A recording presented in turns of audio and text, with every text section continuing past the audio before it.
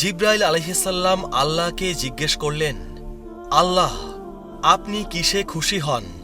আসসালামু আলাইকুম ওয়া রাহমাতুল্লাহি ওয়া বারাকাতুহু। ইসলাম সম্প্রসারণ ও প্রচারের লক্ষ্যে চ্যানেলটি সাবস্ক্রাইব করবেন ইনশাআল্লাহ। আল্লাহ তাআলা জানিয়ে দিলেন, আমি সবচেয়ে বেশি খুশি হই আমার বান্দা যখন আমাকে সিজদা করে। অতঃপর জিব্রাইল আলাইহিসসালাম আল্লাহ তাআলাকে সিজদা করলেন ৩০,০০০ বছর ধরে।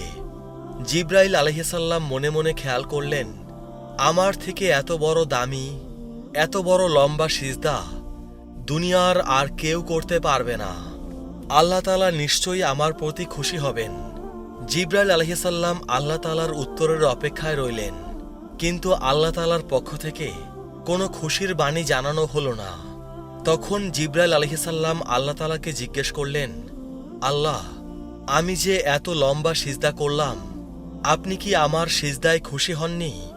আল্লাহ তাআলা জানিয়ে দিলেন, জিব্রাইল, তোমার উত্তর আমি দেব, তার আগে তুমি একটু আরশে আজিমের দিকে তাকাও।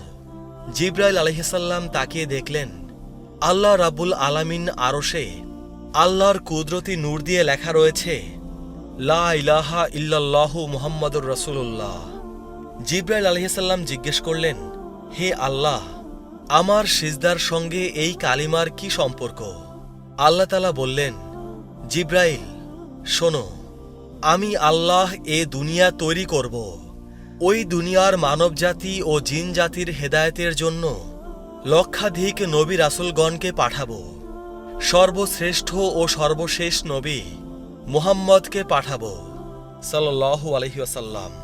এই নবীর উম্মতের ওপরে আমি ৫ ওয়াক্ত নামাজ ফরজ করব, আর প্রতি ৫ ওয়াক্ত নামাজের মধ্যে ১৭টা করে রাকাত আমার জন্য ফরজ করব। প্রত্যেকটা রাকাতের মধ্যে ২টি করে সেজদা হবে, আর প্রত্যেকটি সেজদার মধ্যে ওই নবীর উম্মত ৩ বার করে সুবহানা রাব্বিয়াল আলা পাঠ করবে।